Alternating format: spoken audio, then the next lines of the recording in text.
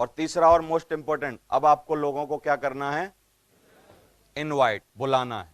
और ये एक कला है, बहुत ही मुश्किल काम है शुरुआत में। और इनवाइट करना, मैं सब लीडर्स को आपको बोल देता हूं, इनविटेशन कोई भी रोल नहीं है कि आप बड़े अपलाइन बन गए तो इनविटेशन नहीं करेंगे।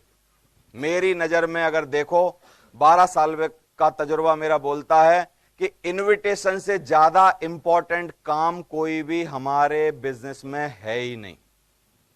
अगर एक अच्छा इनविटेशन हो जाए तो सच बताओ, क्या उसकी सही नींव रख जाती है कि नहीं? और एक खराब इनविटेशन हो जाए तो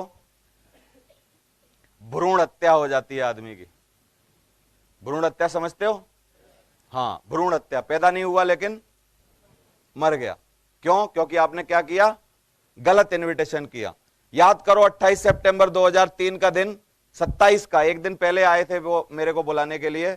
अगर वो मेरे को गलत इनवाइट करते, कुछ गलत तरीका अपनाते, कुछ और बोलते, तो एक भ्रूण हत्या हो जाती कि नहीं आपके सामने जो मैं खड़ा हूं? क्या हो सकता था उसका? अभी क्या होता उसका उपाय? आज की शाम 4:30 बजे मैं कहीं पेन लेके रेनॉल्ड्स का किसी कोचिंग में दड़वे में 20x10 के दड़वे में टेबल कुर्सी के सामने 5 पागल लोगों के सामने बैठा होता और उन लोगों को कोई अकाउंट स्टेटिक्स कुछ पढ़ा रहा होता। मेरी बीवी आज भी इस वक्त भी मेरे को गाली दे रही होती, माँ बाप मेरे पे अफसोस जता रहे होते, भाई बहन मेरे जितने हैं वो सोचते कि साला एक और पागल पड़ के हो गया हमारे घर में, ना सुनता ना किसी को कुछ करता, ना इसको देने को कुछ है। और जीवन में मेरे बच्चे मेरे को कोस रहे होते कि इसने हमको पैदा क्यों किया। सच बताओ, बोलो। एक सही इनविटेशन ने ये सारी कहानी क्या कर दी, चेंज कर दी। समझ आ रहा है आपको? तो सही इनविटेशन बहुत जरूरी है। कितने लोग इनवाइट करेंगे यहां से जाने के बाद? हर आदमी से बातें करेंगे, इनविटेशन करके लाने की कोशिश करेंगे। एक अच्छा इनविटेशन करना एक कला है। सबसे पहले जिसको भी इनवाइट करने जाओ वो आपकी लिस्ट में होना चाहिए। सही है?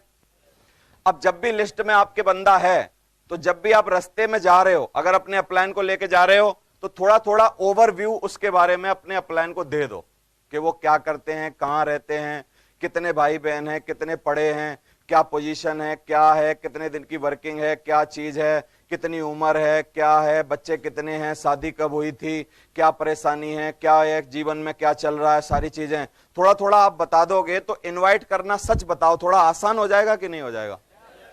थोड़ा ओवरव्यू मिल जाएगा तो थोड़ा सा आसान हो जाएगा। तो फर्स्ट है कि जिसको भी ले जा रहे हो या जिसके पास जा रहे हो उसके बारे में प्री में तैयारी करके जाओ। इसको हम लोग बोलते हैं सस्पेक्टिंग। क्या बोलते हैं? सस्पेक्टिंग।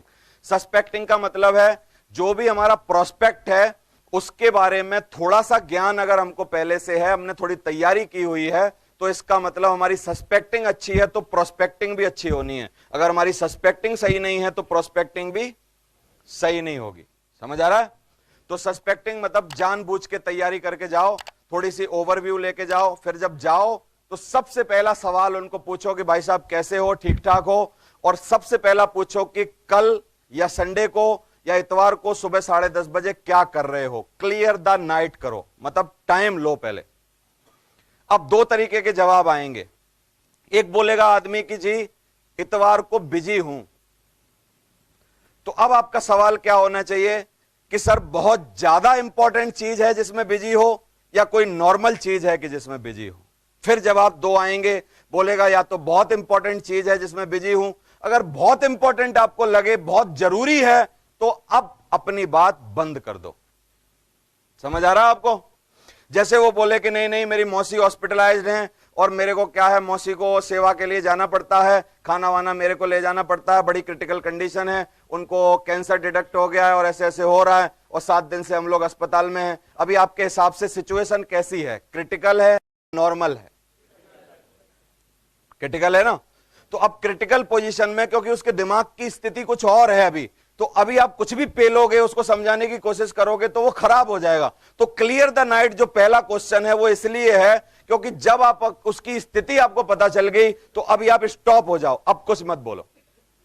अब जाने के लिए कुछ तो बोलना पड़ेगा, वापस जाना है तो उसको बोलो कि सर मैं चाहता था कि आपकी जिंदगी में कुछ एक बाहर आए, रोशनी आए, कुछ एक नई चीज आपको मिले, लेकिन क्योंकि अभी कंडीशन मेरे को पता चल गई तो मैं माफी चाहूंगा।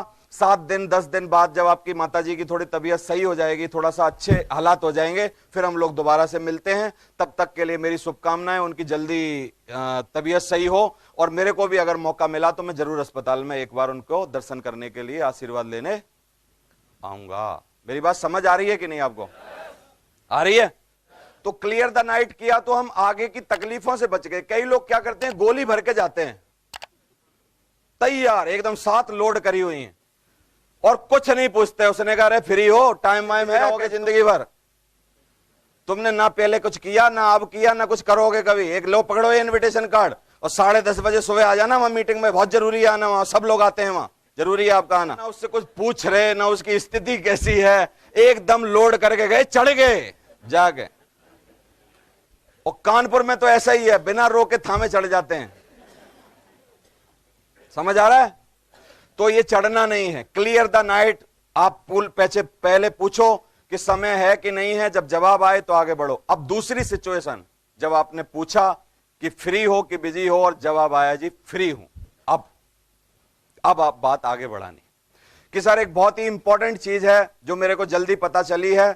मैं एक बहुत ही अच्छी एकेडमी में आया हूं, उस एकेडमी ने सर्वे किया है और वो टीचर्स को बुला रही है। अगर आप टीचर के पास गए हो और जैसे ही भाई साहब मेरे को लगा कि वो टीचर को बुला रही है, और टीचर का जैसे ही उन्होंने बोला कि टीचर को लाना, भाई साहब आपके बिना ना मेरे दिमाग में आपके अलावा कोई नाम ही नहीं आया। मेरे को लगा अगर दुनिया का सबसे बेहतरीन कोई टीचर है तो मैं एक ही भाई साहब को जानता हूं, वो है मेरे साहब ये वाले। तो सर मेरे को लगा कि 2 टीचर को ले जाने का मौका है, तो एक टीचर आप हो, तो मेरे को लगा कि आप मेरी बात तो कभी टालोगे नहीं, तो मैं आपके पास आ गया। 10:30 बजे कल सुबह संडे को, बिल्कुल फ्री में, कोई पैसे नहीं लगेंगे, कोई पैसे नहीं लगेंगे। बात करते करते 3-4 बार बोलना है, ये बड़ा साइंटिफिक है। जितनी बार आप बोलोगे कोई पैसे नहीं लगेंगे, वो गिरता ही जाएगा आपकी तरफ, क्योंकि पैसा के बिना ही गिरता आदमी। समझ आ रहा है? कोई पैसे नहीं लगेंगे, कोई पैसे नहीं लगेंगे, कोई पैसे नहीं लगेंगे, बातें करते करते बार बार बोलना है। तो सर 10:30 बजे कोई भी पैसे नहीं लगेंगे, और टीचर्स को वहां पे बुलाया गया है। एक बहुत बड़ा सर्वे हो रहा है और वो बता रहे हैं कि टीचर्स अपनी जिंदगी में किस तरीके से अपनी जिंदगी बेहतरीन बना सकते हैं। तो सुबह 10:30 बजे संडे का टाइम है, तो मेरे को लगा कि आप कभी मना नहीं करोगे। सर ये इन्विटेशन कार्ड मैं आपके लिए लाया हूं, कल सुबह 10:30 बजे का टाइम है, तो 10 बजे मेरे को आज्ञा दो कि कल 10 बजे मैं बाइक लेके अपनी आ जाऊं कि आप खुद आ जाओगे। बोलो क्या बोलेगा? है ना? खुद आ जाओगे, या बोलेगा या लेके आ जा यार, मैं खुद चलता हूं तेरे साथ, मेरी गाड़ी खराब है आजकल, 10 बजे सुबह आ जाना। तो जैसे बोल के आओ कि आ जाऊंगा, तो फिर फोन नहीं करना, 10 बजे जाके हॉर्न बजा देना उसके घर पे। चलो सर, समझ आ रहा है कि नहीं? कई बार लोग बड़े शक में होते हैं, कह रहे अब मैं फिर फोन कर लेता हूं, भाई साहब उठ गए कि नहीं, नहा लिए कि नहीं, तैयार हो जाओ। अरे सब तेरी जिम्मेदारी है कि तू पहुंच जा 10 बजे, नहीं नहाया हो उसको तैयार कर। नहीं सर आजकल इतनी ठंड में नहाने की जरूरत नहीं, पन्नी लगा लो ऊपर, में छिड़क देता हूं पानी, हो गया काम खत्म। बोलो चलो हो गया काम खत्म।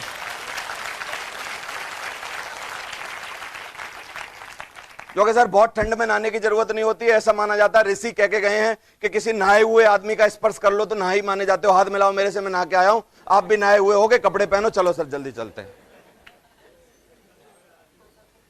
नहाए हुए आदमी का स्पर्श करने से ठंड में आदमी नहाया हुआ माना जाता है।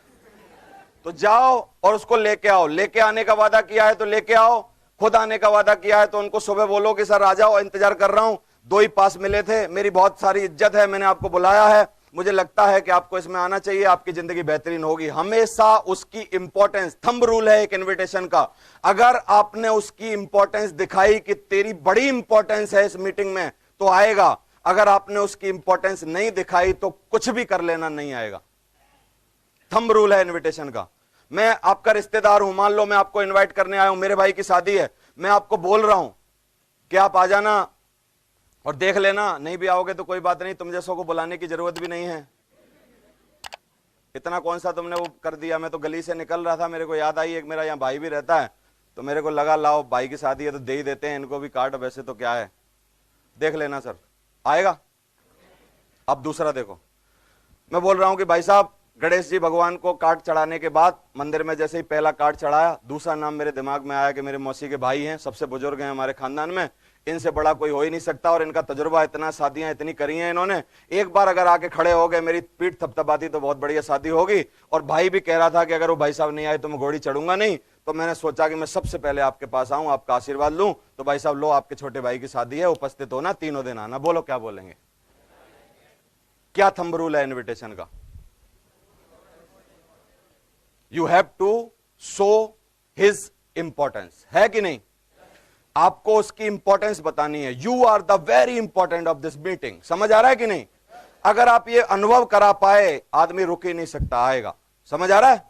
तो इंपॉर्टेंस बताओ, जाओ, इनविटेशन करो और लाओ लोगों को। 5 बातें कभी भी इनविटेशन में नहीं बोलनी, वो थंब रूल है। एक, कंपनी का नाम। दूसरा, पैसे कितने लगेंगे। तीसरा, काम क्या करना पड़ेगा। चौथा, जल्दबाजी नहीं करनी। पांचवा, रिक्वेस्ट करके नहीं लाना। सही है? ये कुछ लोग कैसे इनविटेशन करते हैं, गलत इनविटेशन, कि भाई साहब 8,000 रुपए हैं तुम्हारे पास?